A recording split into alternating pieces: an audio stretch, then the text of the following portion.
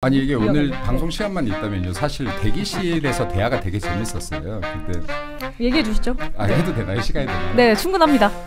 전 대기실에서 봤던 모습만 보면요. 가장 매력을 발산했던 분은 홍준표 시장님과 나경원 대표라고 생각합니다. 어떤 점에서요?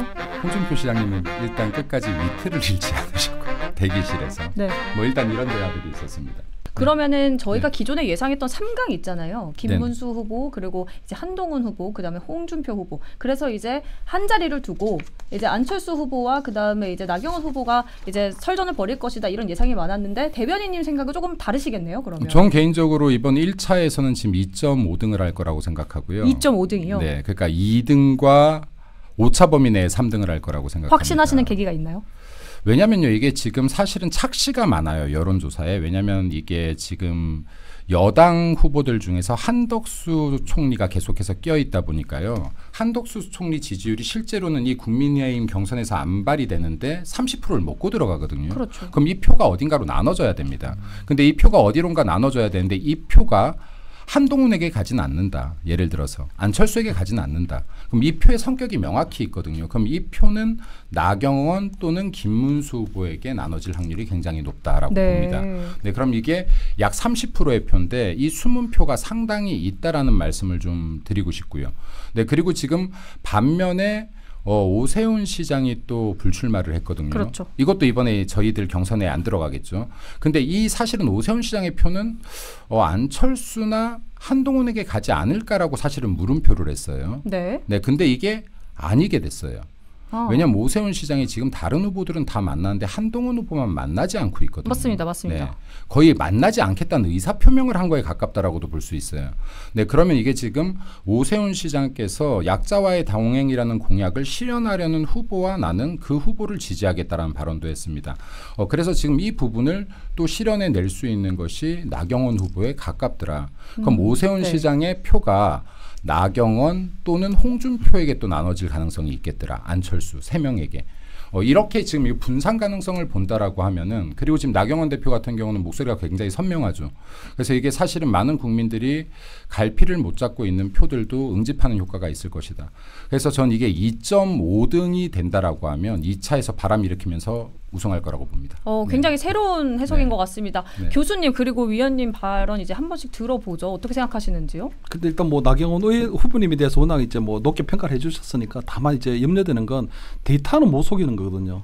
단지 제가 볼 때는 지금 국민의힘의 큰 틀에서 보면 탄핵 반대하고 탄핵 찬성이요 한 7대3이라고 하는 총량은 변함이 없거든요. 맞습니다. 제가 볼 때는 뭐 탄핵 반대 한 70% 되는데 거기에 지금 홍준표 시장, 그다음 김문수 후보, 나경원 후보가 좀 갈라먹는 형국이고 나머지 탄핵 찬성하는 거기 보면 이제 뭐 한동훈하고 이제 안철수가 이렇게 흩어져 있는 상황인데 그 부분에 있어서 보면 나경원 후보가 지금 김문수 후보하고 지금 나눠 먹어야 되는 상황이거든요. 네. 이게 이제 어느 정도로 이제 한동훈 이제 안철수하고 이때 그 비율이 떼느냐에 따라 달라지는데 큰 틀에서 보면 안철수 후보 같은 경우는 그동안 대통령 선거도 여러 차례 나왔고 그리고 나름대로 국민들에게 상당히 알려져 있기 때문에 네네. 단순한 100% 여론조사로 가면 저는 안철수가 조금 유리할 가능성이 높다. 오. 원래는 2017년도 그때 대선 때는 보면요. 1차 때는 한 8대2 또는 2차에서는 7대3에서 나름대로 당원 비중을 높였다가 그 최종 본선에 갔을 때 5대5를 했거든요. 네네. 근데 지금은 1차에서부터 100% 국민 여론조사면 아무래도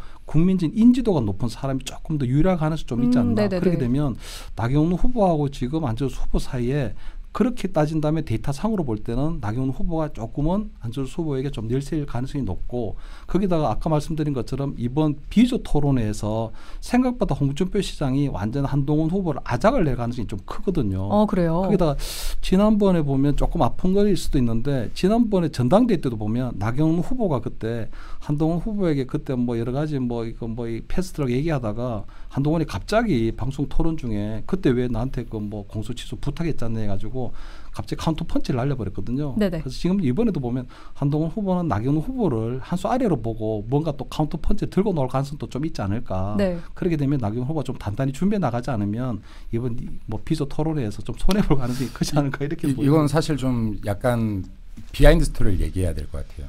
나경원 후보가 하나 철칙이 있습니다. 네. 민주당과 싸울 때 굉장히 전투력이 높죠. 사실은요. 이번에도 마찬가지예요. 탄핵 정국에서도 남자 의원들 그렇게 많은데 윤상현 의원 제외하고는 나경원 의원과 같이 나온 사람이 없습니다. 가장 선두했습니다. 당에 뭔가 싸움이 시작되면 가장 선두에서 왔는데 당내 선거에서만큼은 후보, 그러니까 우리 진영 후보를 공격하려고 하지 않아요. 여기에 캠프 내에서도요. 한동훈 후보에 대해서 막 네거티브 자료가 온다거나 타 후보에 대해서 네거티브 자료가 오면 하지 마가 딱 한마디예요. 이런 거 하지 마. 우리 얼굴에 침 뱉기야. 딱 이 한마디예요.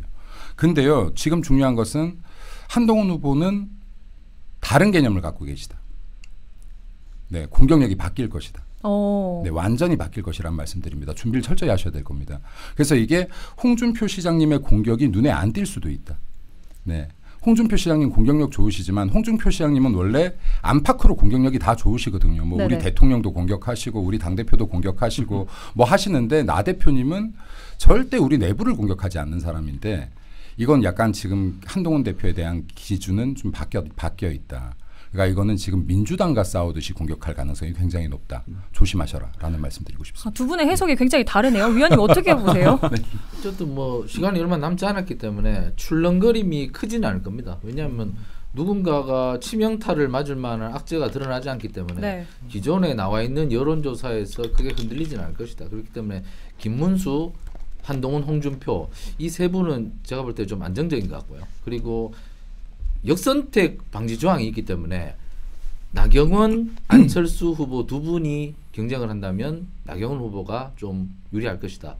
왜냐하면 안철수 후보는 탄핵에 찬성을 했기 때문에 당원들이나 국민의힘 열혈 지지층들이 보기에는 저분이 왜 탄핵에 찬성했을까 이런 의구심을 가질 가능성이 있거든요.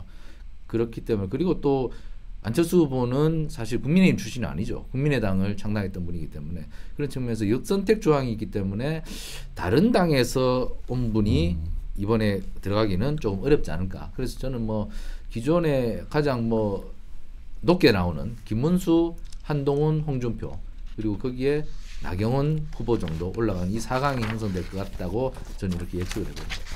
끝으로 하실 말씀 있으실까요? 대표님? 아니 이게 오늘 방송 시간만 있다면요. 사실 대기실에서 대화가 되게 재밌었어요. 근데 얘기해 주시죠. 해도 되나요? 시간이 되나요? 네, 충분합니다. 전 대기실에서 봤던 모습만 보면요. 가장 매력을 발산했던 분은 홍준표 시장님과 나경원 대표라고 생각해요. 어떤 점에서요? 홍준표 시장님은 일단 끝까지 위트를 잃지 않으셨고요. 대기실에서. 뭐 일단 이런 대화들이 있었습니다. 뭘 이렇게 번잡하게 이렇게 하시니까 이제 나경원 대표께서 그런 얘기 계속하면은 꼰대 소리 들어요. 괜찮아 김문수 있잖아. 그런 얘기가 있었군요. 네. 그래서 그리고 이게 이 안에서도 그러니까 후보들 간에 막 이렇게 날카롭기만 했던 게 아니라 서로 농담도 하고 주고받기도 하고